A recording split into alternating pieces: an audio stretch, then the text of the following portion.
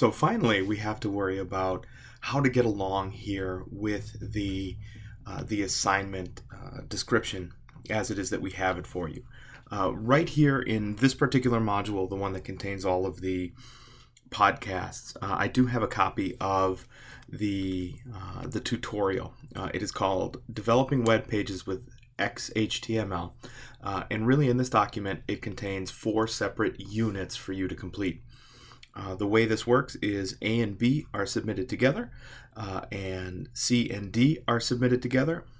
But essentially, as you're going through and you're developing with the HTML, as you're developing a CSS page, all of that is going to be described here in that Developing Web Pages with XHTML follow-through sheet. Essentially, you're handing in one big project. I've just essentially broken it up into 2 different pieces so that it kind of acts as a roadmap. You know when you're halfway done when you get through units A and B. You know you have half more to go as you complete C and D. And as you go through, it's really fairly simple to follow along with. So if you haven't already done so, I'll give you a second here to go ahead and open that Developing Web Pages with XHTML. I'm not going to go through the whole document. I believe that you can read, so that's a good thing. Once you have that document open, there's just a couple of things about the document that I want you to know. First and foremost is the instructions that are set up for you essentially start in big blocks, and they are all designated with a blue font face. So right here on page 1, create the folder hierarchy. You get what is essentially a complete instruction set for how to create the folder structure that you're going to need to be successful to hand in the assignment.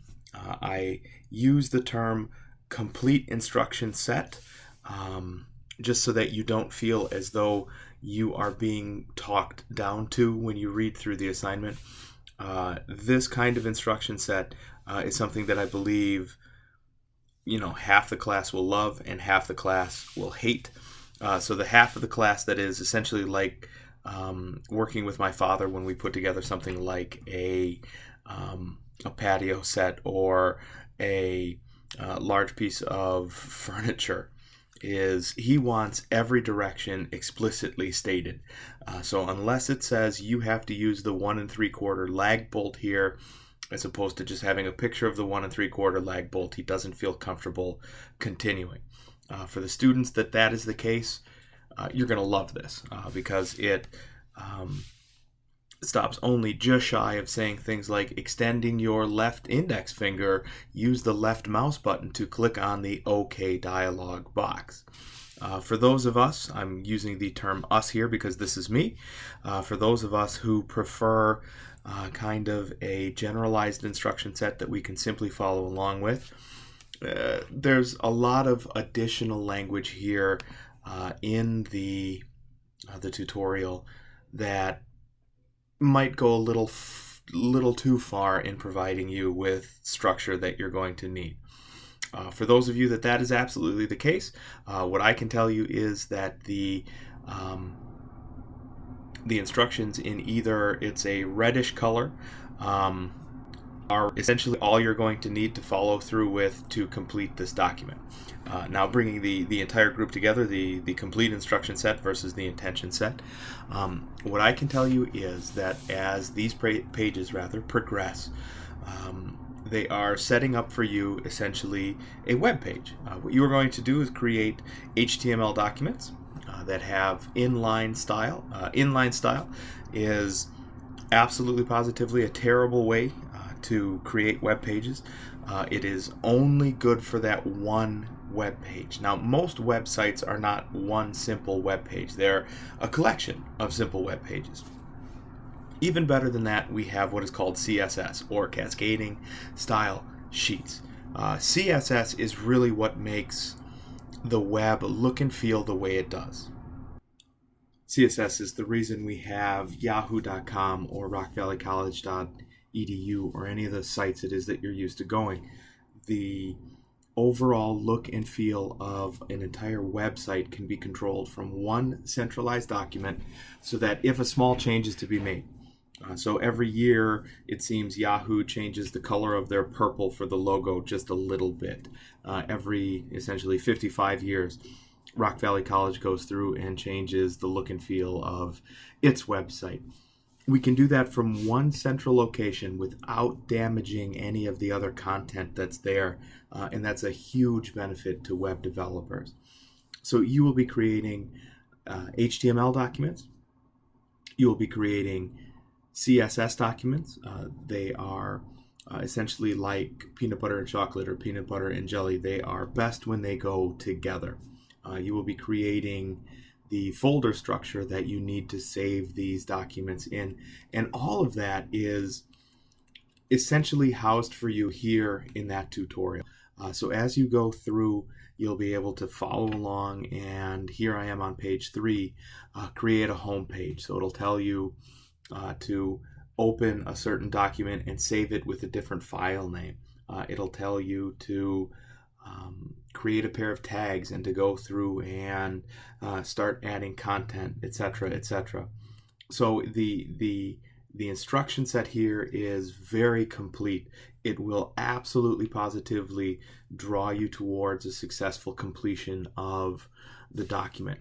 Just a couple of things to keep in mind. Number one, in no way, shape, or form, or at any time do I want you to print these documents out. It's a waste of paper, and you're not going to mail it to me anyway, so don't print documents out. Number two, do not use, if you are on a PC, Notepad, or if you are on a Mac, TextEdit. That is going to greatly increase the amount of time it takes you to follow through to this document. That is going to greatly increase the amount of frustration it is that you feel with what really is one of the most rewarding enterprises in all of coding. HTML development is the fastest route to putting code down on a document and seeing, in live and vivid color what it's going to look like when you're all done. Notepad, TextEdit is not the way to do that. Absolutely positively use brackets and save yourself a lot of the heartache and tears of going back and trying to find an absolutely infinitesimally small little mistake that had a huge colossal impact on the overall design, the look and feel, or the functionality of your website. And number 3, save early and often. I like to, and I still to this very day when I'm developing web pages for Rock Valley College or for a client or for myself, as I'm developing pages, anytime I go more than 3 or 5 lines worth of content, my fingers automatically go for Command S or Control S to save. That's something I suggest you do too. All of these, brackets or Notepad or TextEdit have these software solutions have come a very long way from 10 years ago where they were buggy and they would crash pretty consistently or ever at all. The first time you lose any amount of work, you have lost entirely too much work. Don't put yourself through that, and absolutely positively, just if a minute or two goes by, save, and that's going to save you a lot of scrambling later on. What am I going to do to recover any of this work that may or may not be missing? And number 4 is don't hesitate to ask a question. This is potentially very much unlike anything that you will have seen before. Certainly, HTML development is nothing like putting a document or a spreadsheet or a PowerPoint or a database together. You're kind of in the woods on this on your own. Don't just ask me a question. Save your files, shoot me the file, ask me your question, and what I will be able to provide for you is your document back to you with comments and fixes right there in the document that help illustrate what has gone wrong and what will go right with these changes. So don't hesitate on that. Get started. Go back and reread any of the tutorial developing web pages with HTML as many times as you need to get it through. We've tried to really make this document as as thorough as possible while using the most broad and accessible language as possible. Sometimes I found that even in having seen and helped write this document, as I go through, sometimes I need to back up just a little bit and then quickly go through to reread a section so that I can actually understand the intention of it one more time. That's something that you may find is helpful as well. So get a start. Do not use Notepad or TextEdit. Use brackets. Do not print, and do not hesitate to reach out in case anything goes wrong. Good luck, everybody.